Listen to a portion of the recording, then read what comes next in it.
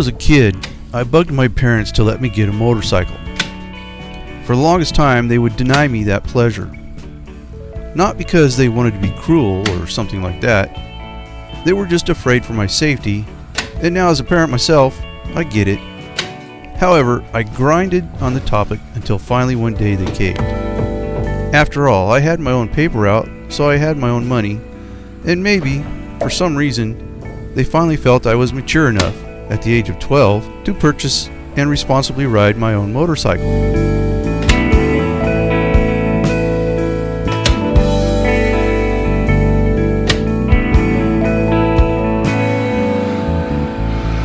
Alright, so that represents what was left over from a roll that I had built the kitty house with. That's another video. If you want to go, if you haven't seen it, you can go back and check it out if you want. I've got one more roll of insulation, but I'm not going to try to put it up today. This corner, I left this top here out because I'm going to try to have a light switch in here, so I need to route wires over. They're probably going to come down from back in here and route around, something like that. But I'm going to clean up and probably get out of here, and I got other things to do today. Maybe I'll put some video on that too. No dramatic story here. It was a Yamaha 50 dirt bike, and I rode it responsibly without incident. This led to me being able to upgrade to a 250 at the age of 14.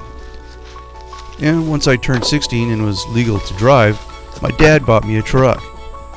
It wasn't a 4x4, but I was hooked on trucks nonetheless, and knew that I wanted a 4-wheel drive as soon as I could afford one. By the time I was 19 or 20, I had a brand new Toyota 4x4 pickup. At the same time, a friend of mine had an old International Scout 4x4, which he had lifted 12 inches, built the engine up, and threw on huge 38-inch buckshot mutter tires. Then one day he said, "Let's go to the mud bog this weekend." I asked him, "What is a mud bog?" He said there was some dam up north where the Army Corps of Engineers would drain it once a year and train in the mud. Then, before they let it fill back up, they would let the public come in for the weekend and play in it with their 4x4s and the like. I thought that sounded like fun, so I agreed to go. We took our 4-wheel drives and went. I was hooked. I would own and drive 4-wheel drive pickups whenever I could from that point forward. Of course, responsibilities and lean times that came with raising a family curbed my ability to own expensive toys and play in the mud. Those kinds of activities basically disappeared from my life for many years as I did the responsible stuff. But now that my kids are grown and I've established myself in my line of work, it is time to revisit my old desires. For instance, I bought a 2015 Ram 4x4 so I could once again own a 4-wheel drive truck. However, the redneck in me wants to merge my love for motorcycles and mud bogs into one exciting activity. All right, let's get out of here.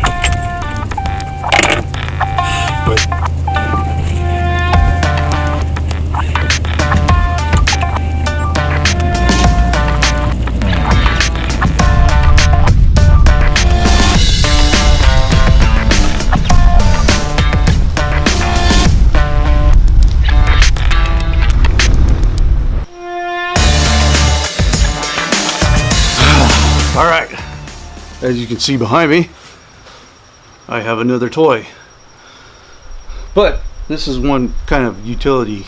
I'm thinking I might be able to use that out at the land, put a trailer behind it, and then I can haul blocks and cement pad or bags of cement, heavy stuff like that down. It'd be a little easier on me than all the trips with a wheelbarrow.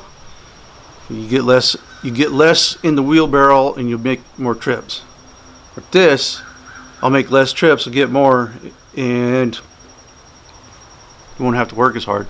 By the end of the day, I won't be totally wasted. I like hard work, don't get me wrong, but if I can make something easier and then have a little fun with it on the side, that's the way to go. So I just picked it up. It's a 2017 Polaris Sportsman. It's the 570. It was used, but it only had like 100 miles on it.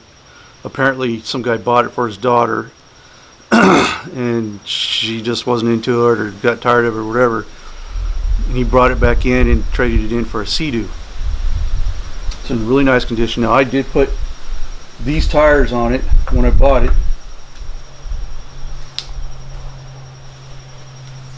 They're big, gnarly ones. I was looking, it looked like something was bent, but that's just the way it is. You know, I'm being really particular about it when I first get it, all like glove hands, kid gloves, or whatever you call it. But those are the tires that came on, or that I bought and had put on it before I took it out of the dealership.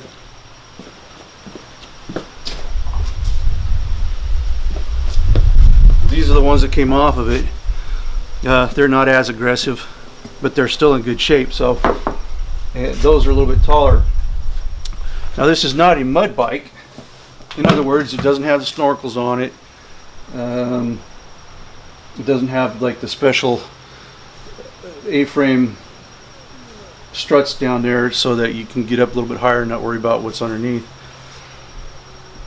So I don't intend to go through mud holes, but I did put the aggressive tires on it because I'm sure that I will have some mud that I go through.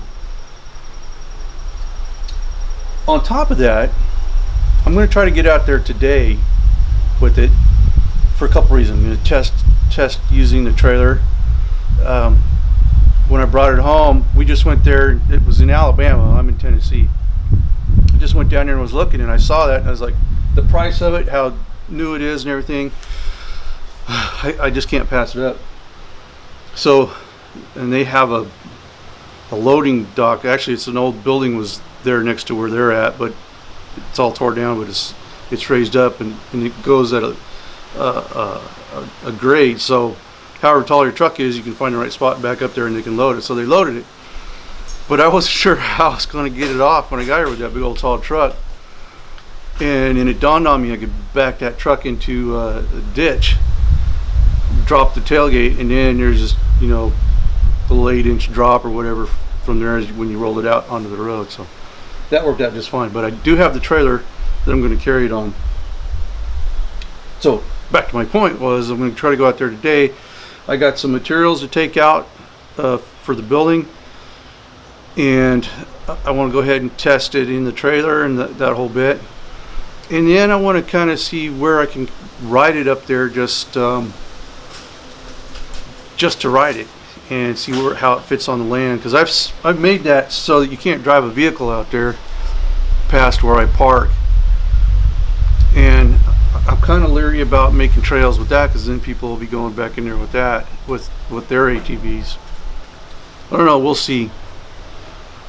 But it still be fun to have some places to kind of run around on out there. But before that can happen, I gotta set the trailer up on the truck, and I've got a bunch of dead tree leaves and branches and stuff like that in the trailer, so I'll probably transfer those to the back of the truck, and then when I get out to the land, I'll throw them off into the land. Start an abatis.